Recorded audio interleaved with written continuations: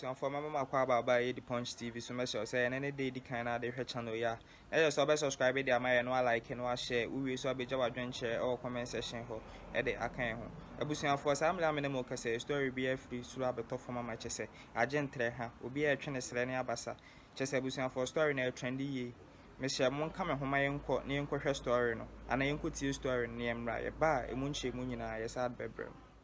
At that time, and Ronaldo knew and he knows that one of the biggest problems facing this country is dishonesty, which you people call, what the word you used, corruption. Corruption.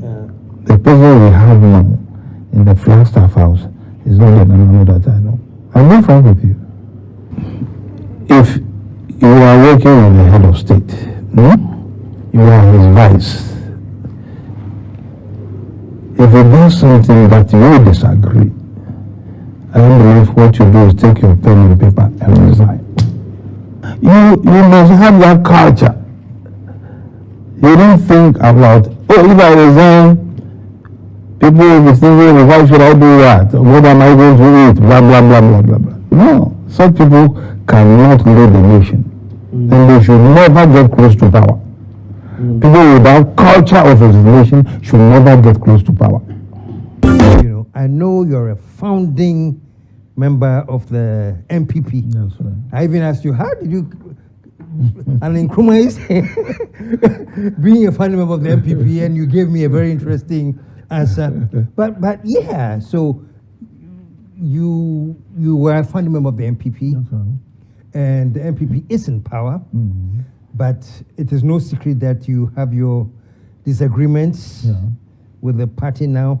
I remember the last time we talked about certain people that were in the MPP that you respected, that Rocha, Aran Ponsa. You gave me certain names, J.H. Mensah, you know, Odoy Sykes. And you think that that caliber of people are no longer in the forefront of the party? And is it because their time is past? Or what? Well, their time is past, but the tradition should continue. The tradition being?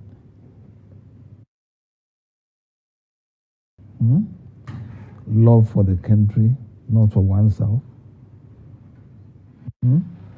Rule of law. And then a free judiciary. These are things that we lack now. Integrity, rule of law, the free judiciary. We are lacking these things now. We are lacking. And that is why it appears going forward and backward, forward and backward.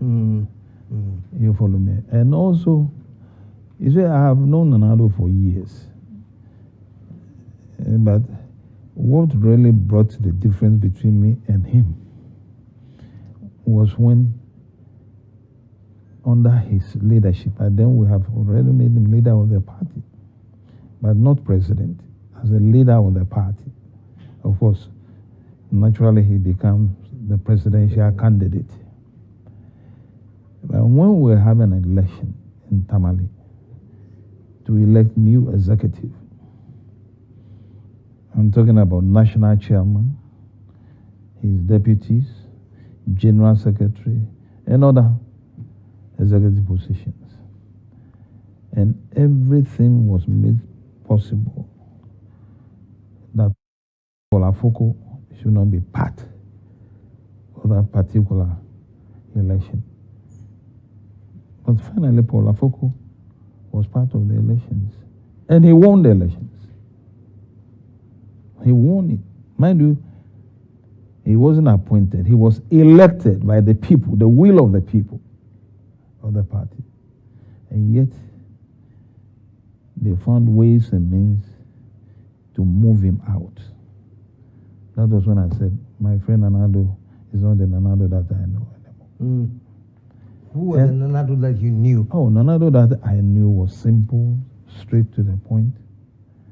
I'm not the only one who has known Addo. We are all friends, people like the Reynolds, he knows them, Reynolds, Baxmatis, Face and others, you know. That's the Addo that you know, the Pra. brothers and sisters and others. We've been with Nana Addo for years. To me, what the person we have now in the Flagstaff house is not the Nana Addo that I know. I'm being frank with you. And what do you think could have caused the change? How was it? Was he like that and you didn't know? Or something has caused him to change direction, Look, in your view? I could have put my head on the block for Nana Addo when it comes to honesty. At that time. Are you listening to me? Yeah. And Nana Addo knew and he knows that one of the biggest problems facing this country is dishonesty, which you people call, what was the word you used? The Corruption. Corruption. It's dishonesty. So I can't believe under his leadership there will be numerous infractions and he won't take action. So when I said that I knew it's not the one there, this is one example. I mean, numerous. Even recently, look at this. Is it SLM or whatever you call it? He gave it to KMPG or whatever you call them. I mean, you have been presented with a report. Why don't you make it public? So we know exactly what happened. And even that, a professor from the university had to write to the Flagstaff house about that before they gave him the information. You follow me? And we have a lot of examples. A lot of examples. Yeah. Let me pick your brains on this. I remember in the last episode you talked about people with integrity. You talked about, who was it you mentioned? They paid him and he said, no, this must be a mistake. There's too much money here. Oh, yes. I made mention of J. Brahma. J. Brahma.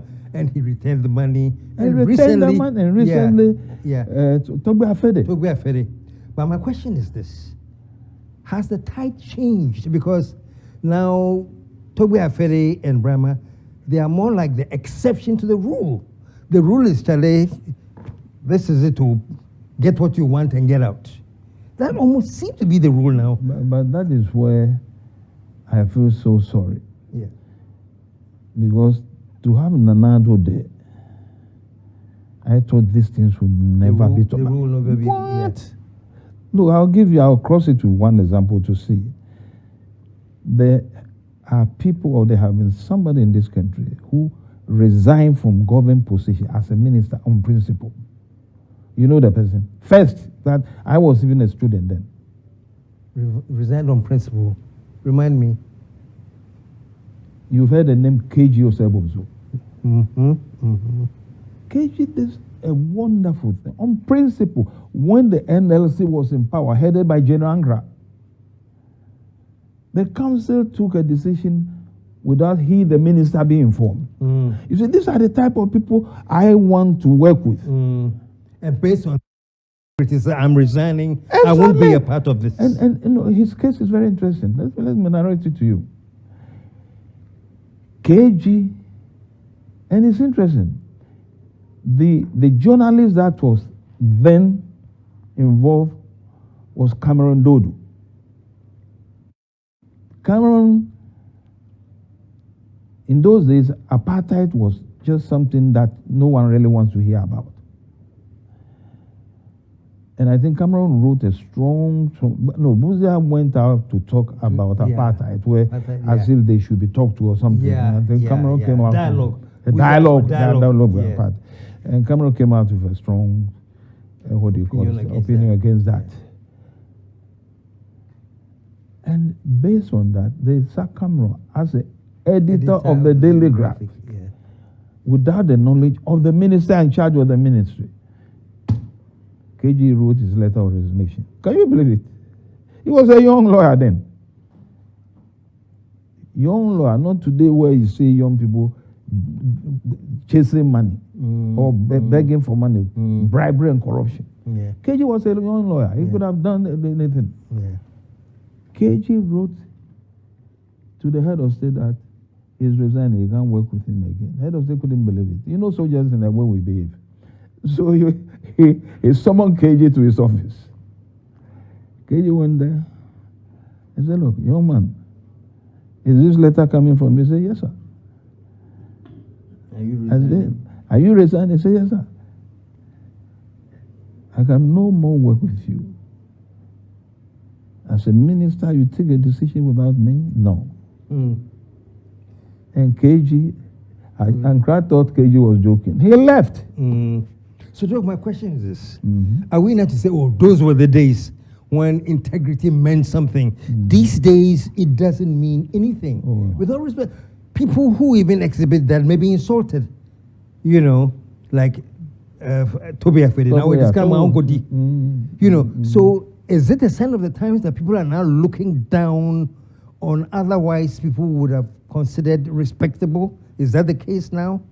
You see, the point we have now that is very disturbing is that we have a lot of young people just doing social science, investing, then jumping into politics.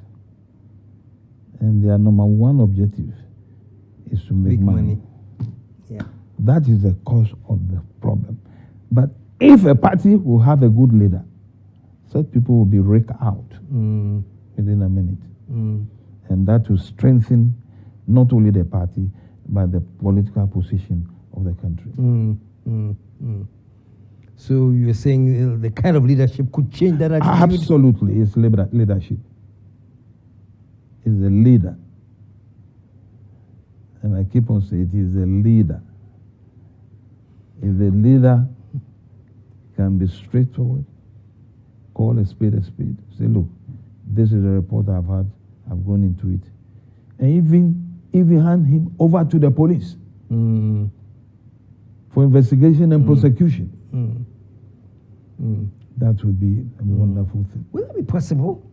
My point is, can we really think a leader is going to emerge that can do that? Because the leaders seem to be thinking with the current flow of, hey, shall you get what you can get? You never know. It's very sad, but that seems to be the contemporary intelligence, if I might put it that way. You see what? You know what is my worry now?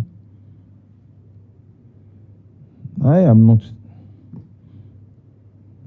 interested in a military coup d'etat.